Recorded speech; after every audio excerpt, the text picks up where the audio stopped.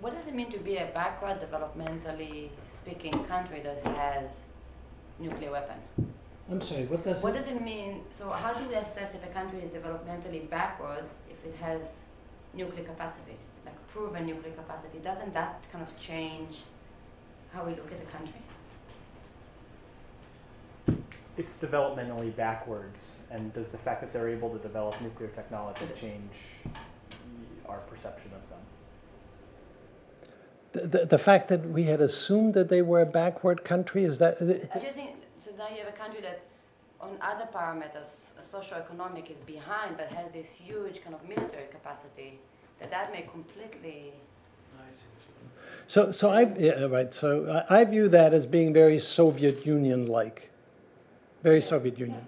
So in other words, this country, very much like the Soviet Union, put its principal effort into those things that were military, and that meant the nuclear program, the rocket program, and that's where it put its resources, not only money, but its brains. And so if you looked at the Russian nuclear weapons establishment, the absolutely finest scientists in the Soviet Union were in that establishment.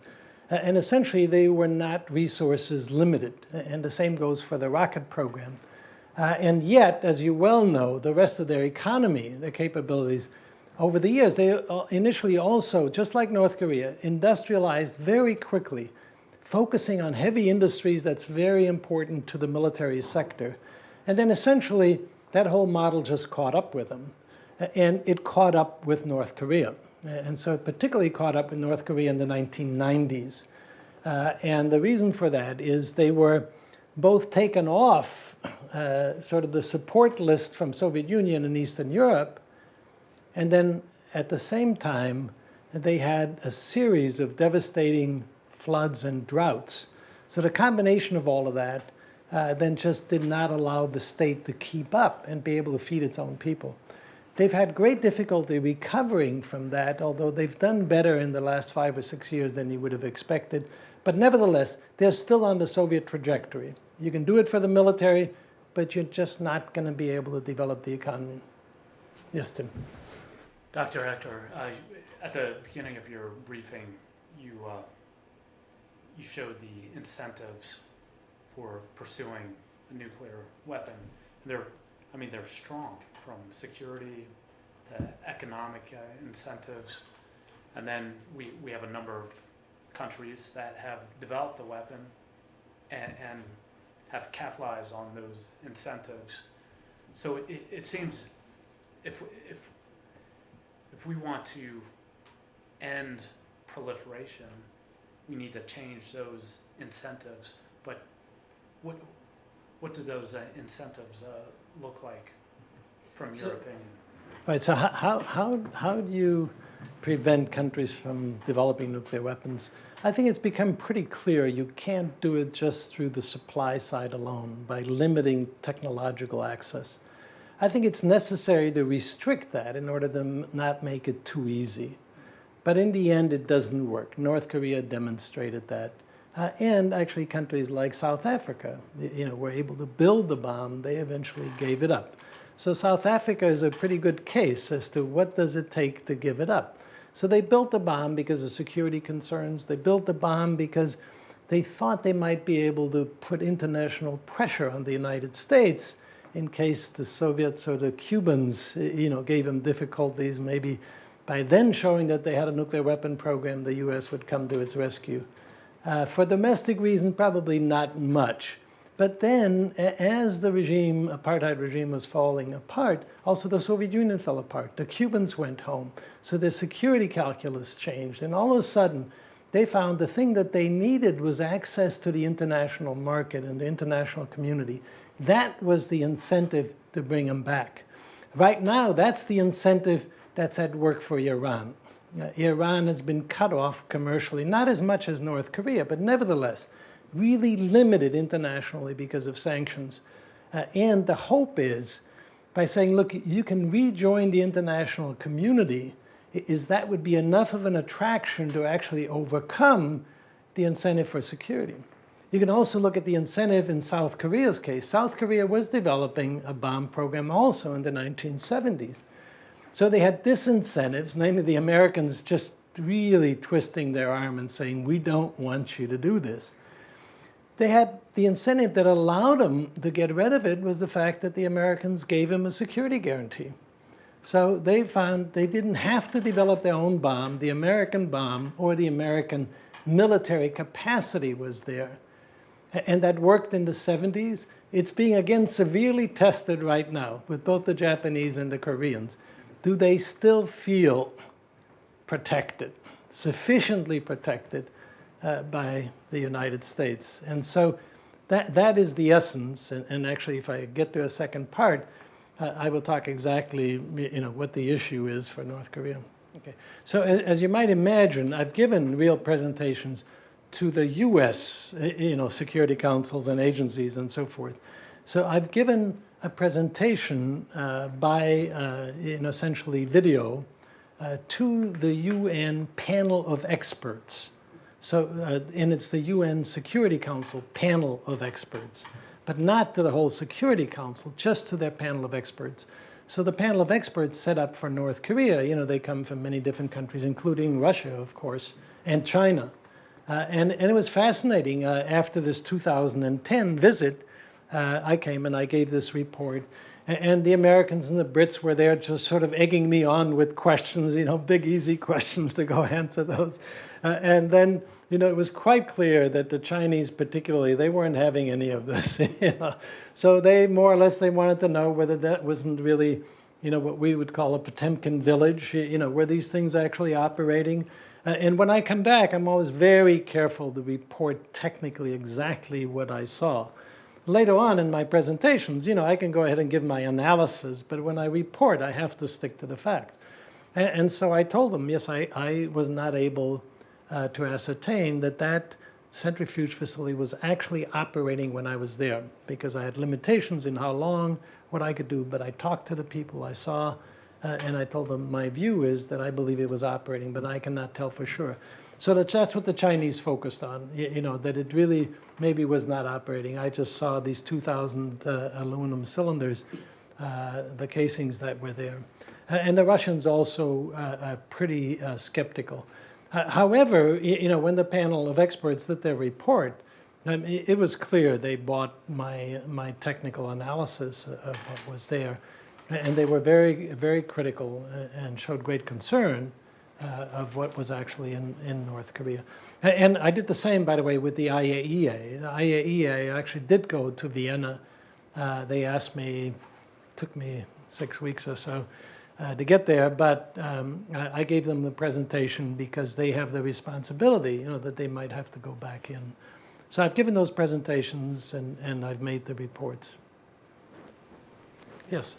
So with the related case, you often hear about this concept of breakout capability. Seeing the case of North Korea, it looks like from 2003 to 2013, the 10 years period that you analyzed, they were able to do they were capable of doing certain parts of the process fairly early on, but 10 years later, they haven't really got a whole lot. So what does breakout capability mean exactly? Is it a meaningful concept?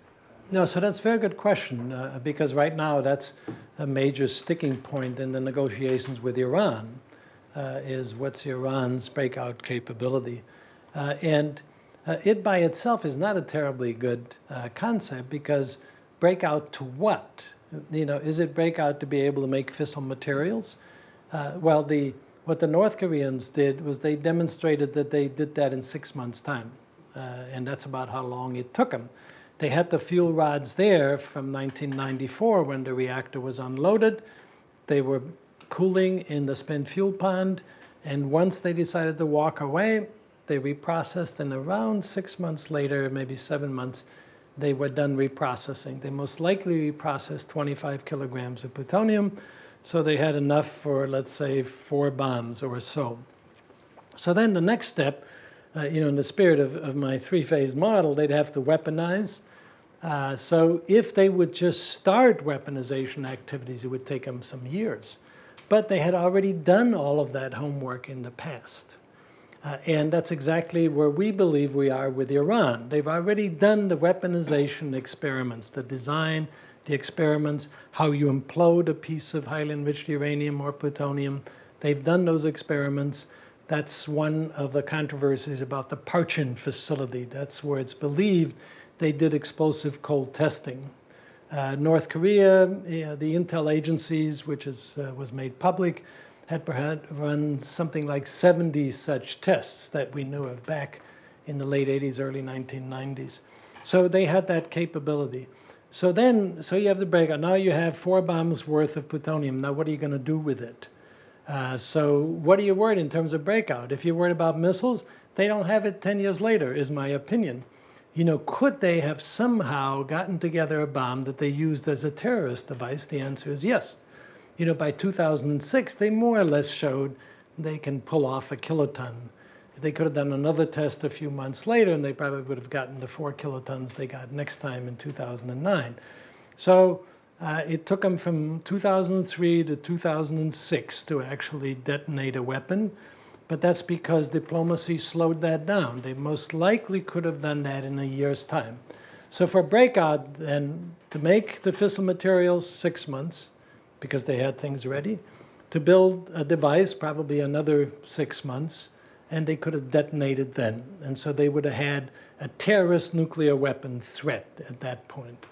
But in 10 years' time, they're still not there with a credible missile threat. And the Iranian situation would be similar, except they would probably, well, they would be at least as slow. James? So you mentioned that it's very relatively difficult for us to cut off their technical capability, so importing the correct technology for the process. But I was wondering about how do they maintain their human capital? So how do they maintain the education necessary for these people to actually, to continue to evolve the program? Do they study abroad, or do they just import expertise as well as? No, so North Korea is a very interesting case. So no, they do not study abroad. And I've talked to them about it. I mean, the conversations that I've had with the North Korean technical people, it's just totally incredible. I mean, it's just like going to talk to technical people anyplace else. We have these discussions. And I say, so where do you train your people? What do you do? How do you do this? And so what they did is they started out in the Soviet Union. And, their initial cadre of people were trained in the Soviet Union. They came back, and Kim Il-sung was determined to build several really high-class universities, and he built at least 3 very good universities. And then they started teaching their own people. And so they were training the people at their best universities, like Kim Il-sung University. Then they bring them to the center. And then at the center, that's where they give them the technical training. So they had this sort of old-timers that were trained in Soviet Union days. They were there. And then very, very smartly, so they had this reactor, this little reactor, that the Soviet Union built them, in which they make medical isotopes and did research. And then what they did to learn, then they went ahead and changed the core in that reactor, actually from low-enriched uranium to high-enriched uranium in order to get higher neutron intensities for their research and medical isotope production. And by doing that, they exercised the skills. And so they brought along the skills to the point where they can then build their own reactors. And as they're building their reactors, again, they train the people. And so they had a very, very good, solid system as to how they brought these people along. A concern then is, so now they have this agreed framework. They've got many hundreds of people there in that complex, and actually altogether 1,000 people, or a couple of thousand people. And now they're not running the reactor anymore. So what do you do at that time? So it turns out what they did at that time was build a reactor for the Syrians. And so they had the training by building a reactor for the Syrians. And they were making uranium hexafluoride for the Libyans. And they were sending their people. So in terms of going abroad, the only thing that we know about them going abroad is in the enrichment part. I didn't cover this, just there isn't time. For the centrifuge, they send people to Pakistan, to the AQ Khan, KRL, Khan Research Laboratory, to train them how to get the hands-on experience as to how you run centrifuges. Because that's really, really tricky. You know, these very fast spinning, they can easily just fly apart. So they send them there for training, brought them back. But it's a remarkable study of how a country that's determined, has the basic capabilities, has the will, has the training, and you know, by the way, educationally, you know, the overall educational level of North Korea is very good. The literacy rate, they essentially say, is 100%. So when I was there, and I also met with the Ministry of Education, Ministry of Agriculture, all these people. And so I had a great discussion with the educational ministry, and they said, hey, look, Kim Il-sung, you know, our great leader, he wanted to make sure that we got 100% literacy rate. So we bought that first elementary school, then secondary school. Now we have 100% literacy rate. Now what we want to do is increase the quality of the education. And so from that standpoint, they're very, very determined and just very good. My Chinese colleagues initially underestimated the North Koreans, and now they've gotten to appreciate that they're really quite good. Yes. Dr. Ecker, it seems like there's an enormous amount of diplomatic and economic pressure being focused on Iran. Is there sufficient amount of effort towards the North Korean problem? And from your perspective, what's our next best step to get at no more bombs, no more exports, no better bombs? So the answer is no. There's for a number of reasons, the Obama administration has chosen not to put its effort towards North Korea. And so there's very little horsepower behind a move to deal with North Korea. And we had our U.S. North Korean experts meet right here just a couple of weeks ago. And in their most recent discussions with North Korean counterparts, they essentially said they've written off the rest of the Obama administration, is they just don't see that we're going to get anywhere.